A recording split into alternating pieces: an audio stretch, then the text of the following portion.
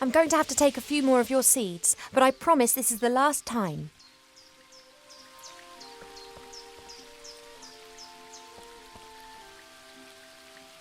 Let's go.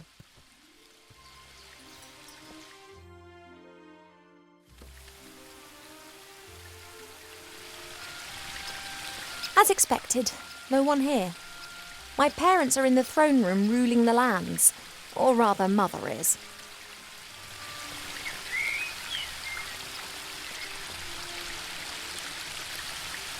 That's a weeping willow. It appears to be so content it looks anything but sad. The willow is stretching its branches up high into the sky with glee. One part of the waterfall's already lying in its shadow. If it continues to grow like that, it'll shade half the garden.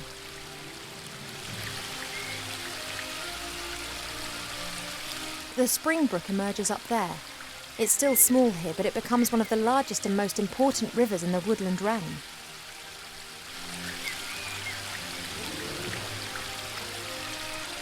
There are elf-made ponds and streams all over the palace ground.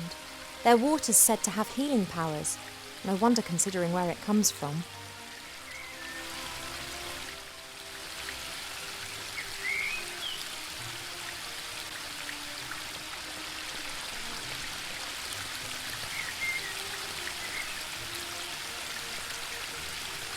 There are elf-made ponds and streams all over the palace ground.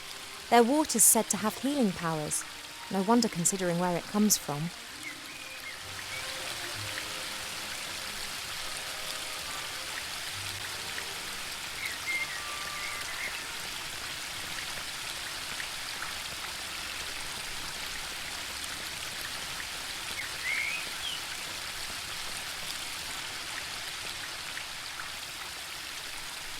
Perhaps the water really does have magical medicinal properties. Even so, it can't protect me from what's going to happen.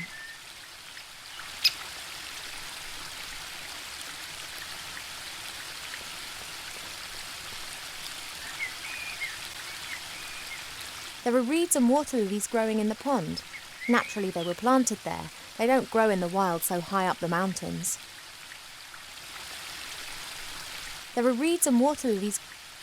I can't think of any use for a water lily, but a reed could come in handy.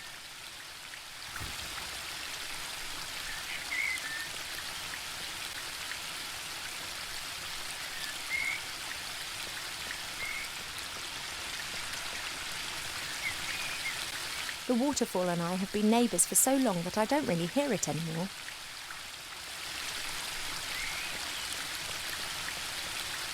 That leads up to the throne room. Mother will be conducting the affairs of state with an iron will, whilst Pa leans against the tree of life, probably sleeping.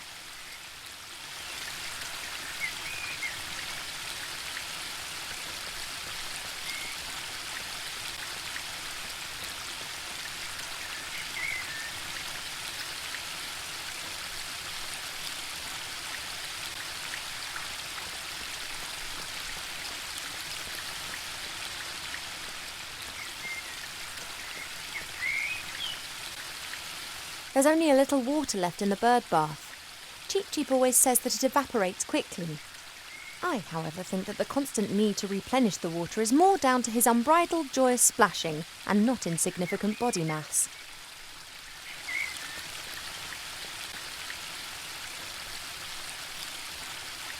A fairly small, unattractive tree.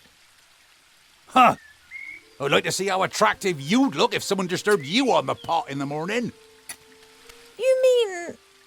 Anyway, what can I do for you, my little beauty? The garden always looks fantastic, Arbor. Thank you. It's a girt load of work. People always think elf gardens are fabulous by their very nature. But you need a mighty good gardener. You have got green fingers. Ah, that's just moss, me dear.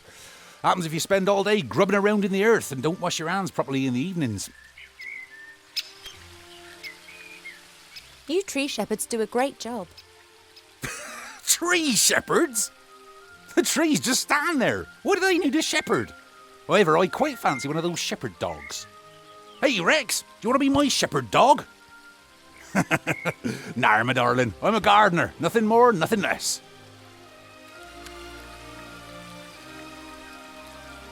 Mother put me on a diet this morning so that I'll look perfect for my wedding. Oh, everything has to be perfect for her. No such thing in nature, of course. Or rather, everything is perfect if you just let nature run its course. You tell that to Mother. I have, many times. She'd be very clever in some things, but very daft concerning that. Now then, she is the Queen. I'm old enough to be able to call a spade a spade. Spade, gardener.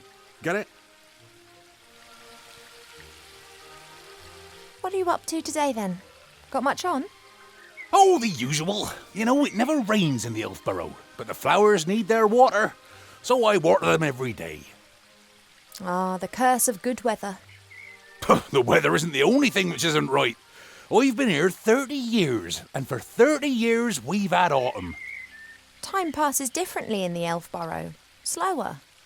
Well, that's why everyone grows to be ancient here, obviously. But if we had a bit of normal weather and the usual seasons, there'd be a lot more variety here. You and Father, you get along well, don't you? No one understands more about nature than him, that's for sure. But I don't often ask him for help. Thinking has never got a field dug, if you get my drift. He's just more of a theorist. The mud on your feet, the smell of fresh earth, all that joy and life. And he's missing out on the lot by just sitting around up there and doing nubbit. I have to get on. Yep, got a bit to do myself. I just don't know what's wrong with that plant over there.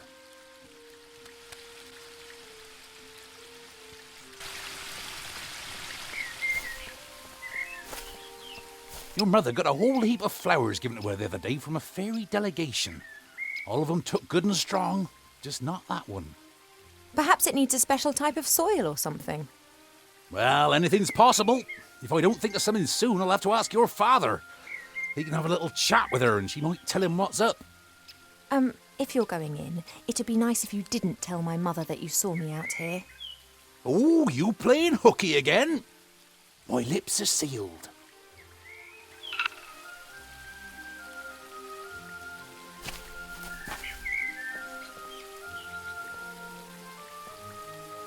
It doesn't look very well at all. It's unusual for flowers to hang their heads in this garden. Normally they blossom in our good earth, not to mention the power of Arbor's green fingers.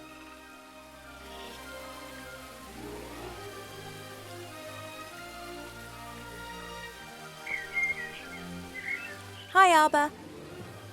Oh, Ivo! Have you found out what's wrong with the plant yet? Nope, I haven't. Everything looks proper. Earth is moist and nutrient-rich. The sun is shining. Difficult case. I'd quite like to smoke my morning pipe now, but... first work, then play. See you later, Arbor. See ya! If Arbor doesn't know what's wrong with the plant, then it's serious.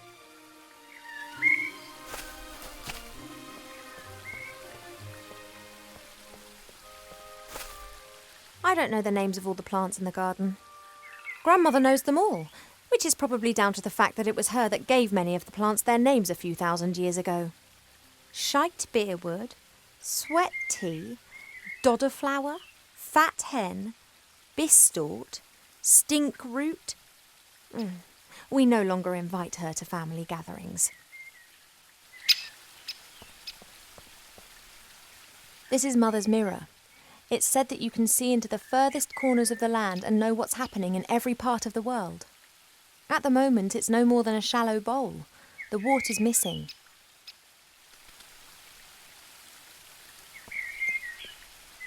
Mother thought it was unseemly of the bees to build their hive in our garden. I don't think she could get used to the thought that she would no longer be the only queen here.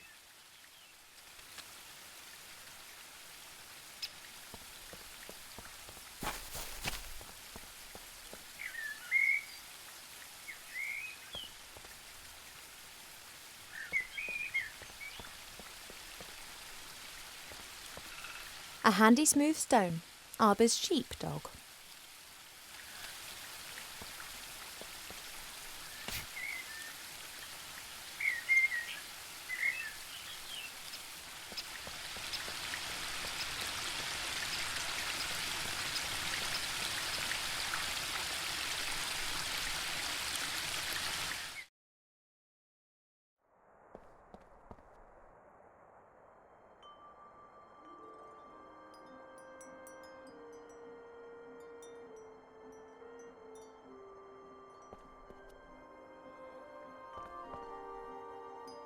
There's a selection of cubes here. For a while, it was all the rage at official state visits to give geometric presents. A present from one of the northern kingdoms. Strange folk up there. The men climb mountains and shout foul-mouthed things in dragon's language at the dragons. I think it's some kind of test of courage.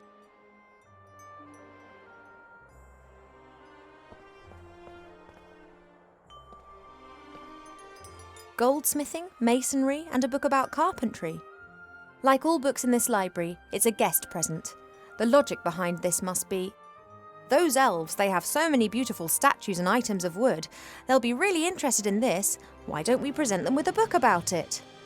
What they don't realise, though, is that if we're interested in a subject, then we'll already know pretty much all there is to know about the matter, and the book's of no use to us whatsoever.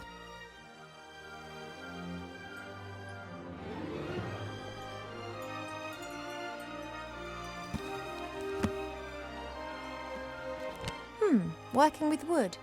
There's a master whittler down in the valley. I've enjoyed watching him in the past. He carves animal figures so real that humans and dwarfs believe that they are actually animals turned into wood. This one's more about interiors, making furniture and the like. Plane the wood down by a pixie's thumb and saw the board into 2 equal length pieces. Who knows what that might be good for?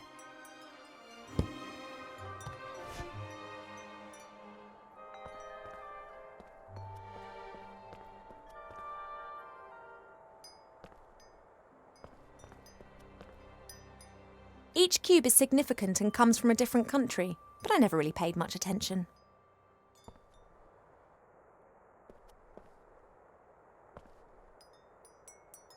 The Biggest Plant Book of Avantasia by Charles Mendel with illustrations by Alexander Bonpland. A standard reference book that Arber always used to consult every now and then. However, he insists that he now knows it off by heart.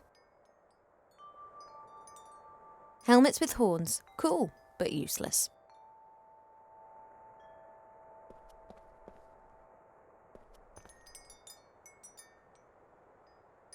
A few years ago, this dragon was causing a whole lot of grief. A bounty was put on its head, and all heroes of the land were encouraged to hunt it down. 40 brave warriors penetrated its lair and slew it. They brought the head to the palace where it was displayed in triumph. The strange thing was that a bit later more adventurers came carrying an identical head. Then more and more heroes arrived.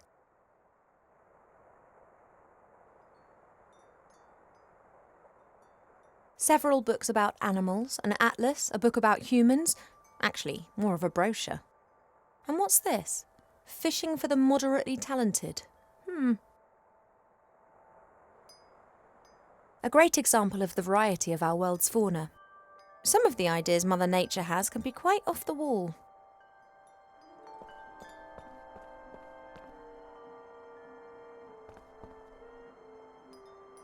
What have we got here then? Aha! Ah! Almanac of Elf Medicine. That's what I've been looking for. Ow!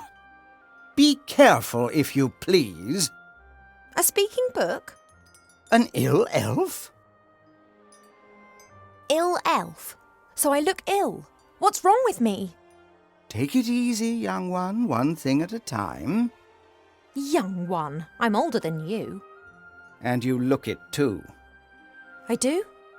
No, of course not, and I can also see no illness. But the mere fact that I've been fished out from the back of the shelf for the first time in centuries tells me that something is wrong. I haven't been feeling too well recently. I'm sleeping badly and have no appetite. I know that elves are very seldom ill, but if it's not that, then it must be some kind of magic or curse. Seldom ill does not actually mean never ill. Elves can, for instance, suffer from a broken heart. Oh, please. It is one of the most common causes of death amongst beautiful princesses. Oh, it must be something else. Sensitive elves can sometimes suffer from the pains of the world. There are a variety of ear infections, and of course it could also be lupus. But I think it is something else. Like what? To be completely certain, you must mix a potion and drink it. Are you serious? Very. Are you actually qualified to make a diagnosis? And why can you talk? I am a magical medicine book. That actually serves as an answer to both of your questions. I've never encountered a talking book before. Of course not. I am the only talking book here. That's the problem.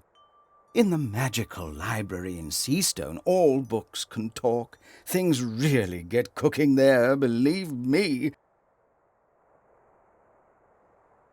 You were probably given to us by someone from Seastone, right?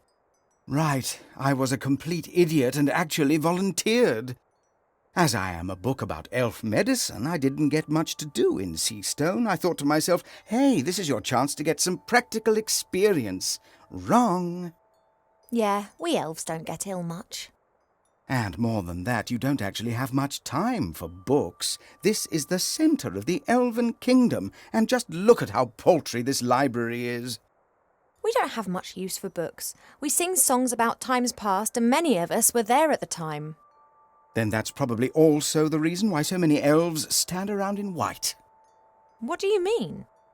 Allow me to elucidate. Over the years, the songs you elves sing will be changed and adapted, a little here, a little there. This editorial process is nothing more than refined elvish propaganda, presenting them as intelligent and morally impeccable. And who can prove otherwise? There are no other witnesses and there are no books. I demand to know this instant what sort of illness I have. Sometimes it's better not to know. I can take it.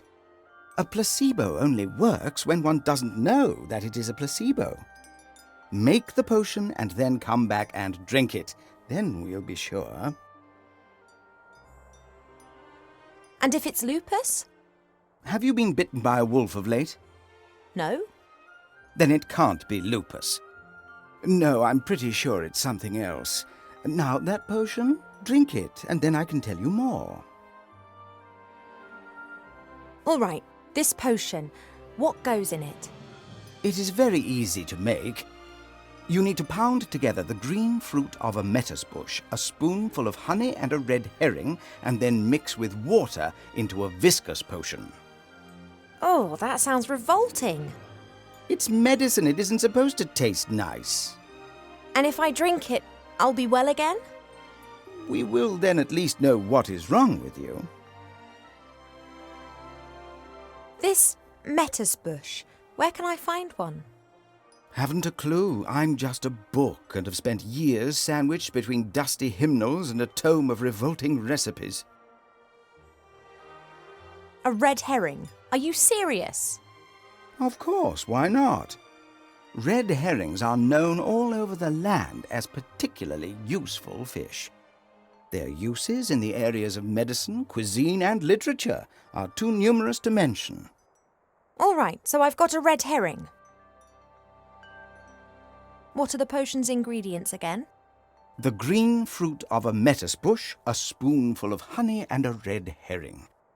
You have to put everything into a bowl with a bit of water and pound it until it forms a viscous potion. What are the potion's ingredients again? The green fruit of a metis bush, a spoonful of honey, and a red herring. You have to put everything into a bowl with a bit of water and pound it until it forms a viscous potion. Thank you. I think that's all for now. Normally, it's me that ends patient consultations. You are only a princess, but I am a doctor. The medicine book is a bad-tempered, grumpy old trout, but I do think it knows what it's talking about.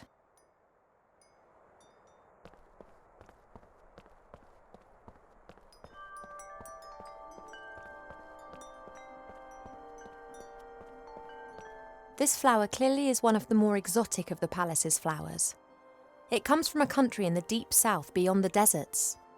It's said that the flower of this plant used to be sent as a declaration of war, or if one wanted to deprive someone of all sense.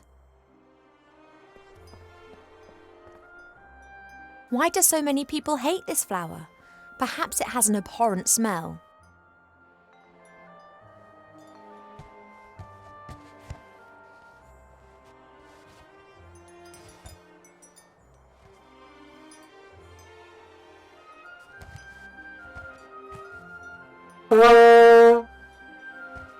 Now that explains why this flower is classified as a weapon in 24 countries.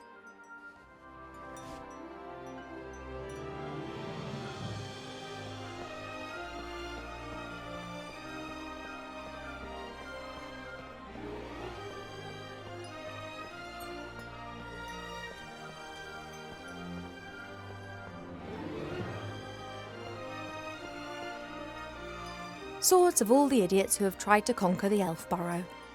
It's become less frequent over the last few centuries. Humans and dwarves appear to have learnt their lesson. It's said that a ruler in the north wanted to build himself a throne out of all the swords of conquered enemies. Unfortunately, he died after only conquering one enemy when he refused to heed all the warnings and sat on the throne.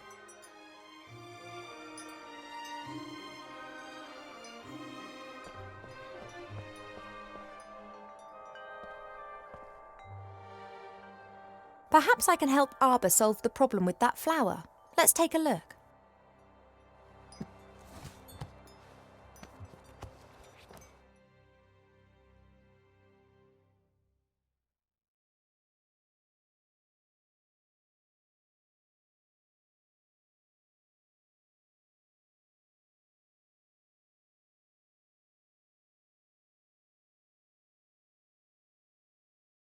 Giant beans, also known as magic beans, are very rare.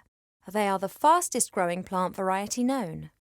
Because of the beans' high costs, they are almost exclusively used by the military, for instance, in storming high-walled castles. This plant reminds me of the one that Arbor's having problems with at the moment. Love lily.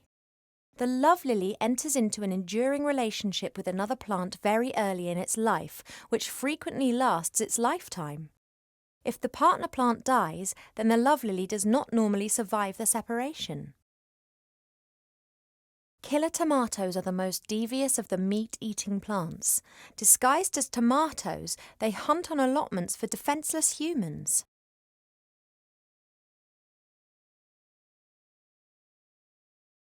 Mandrake should only be cultivated by experienced gardeners. The cry of the baby mandrake can kill anyone within 20 metres instantaneously. The wood of intelligent apple trees is often used for the equally intelligent and beautifully shaped living accessories of all types. For a long time, botanists thought that it may be possible to find other intelligent fruit varieties. So far, the search has proved fruitless. The tree of wrath bears fruit several times a year. These grapes of wrath are bad-tempered beasts that can lay whole areas to rack and ruin. Steel magnolias look like normal magnolias, but are some of the toughest plants on earth. They can be softened using tragic women's stories and subsequently may be picked. Guard plants, Vigilia ordriensis, belong to the oldest domesticated plants of humankind. They have been especially valued in times of famine as they do not require as much food as, for instance, dogs. They can sometimes develop an unhealthy taste for blood. Baritones. Guard plants, Vigilia ordriensis, belong to the oldest domesticated plants of humankind. They have been especially valued in times of famine as they do not require as much food as, for instance, dogs. They can sometimes develop an unhealthy taste for blood. Baritones.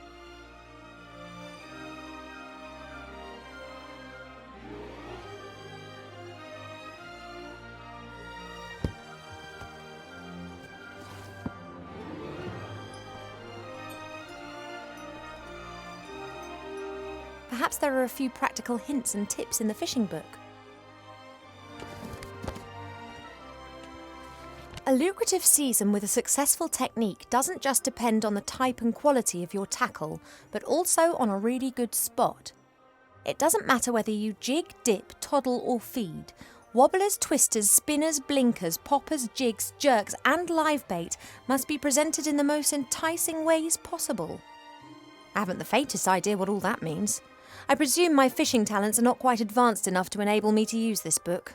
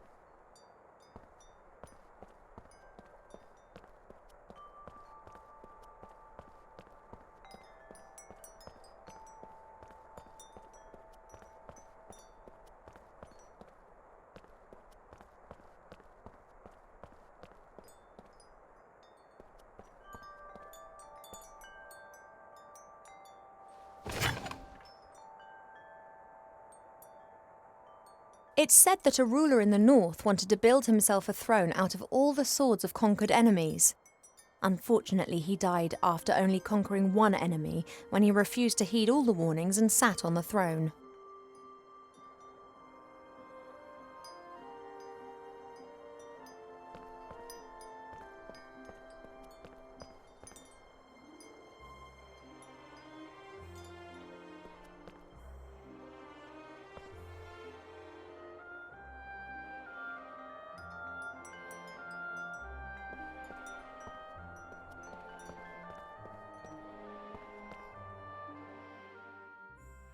The wood of intelligent apple trees is often used. For a long time, botanists thought that it may be possible to find other intelligent fruit varieties. So far, the search has proved fruitless.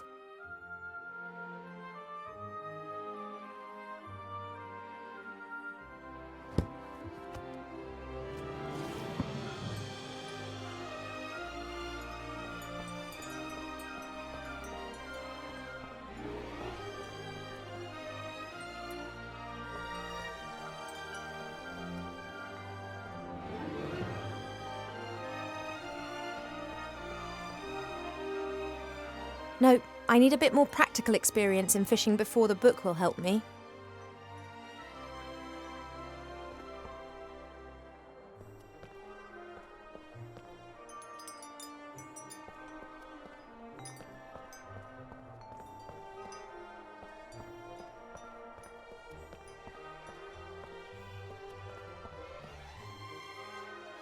Sometimes it's difficult to believe that some creatures in our world have developed naturally. They look as if some bored artist has dreamt them up.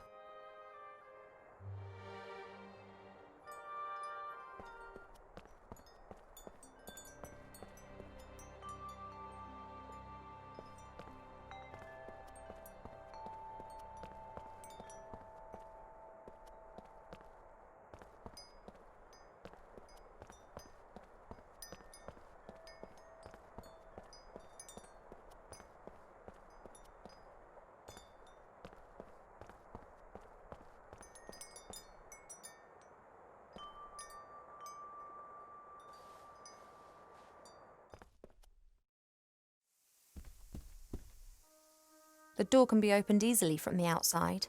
If it was up to me, it would stay open.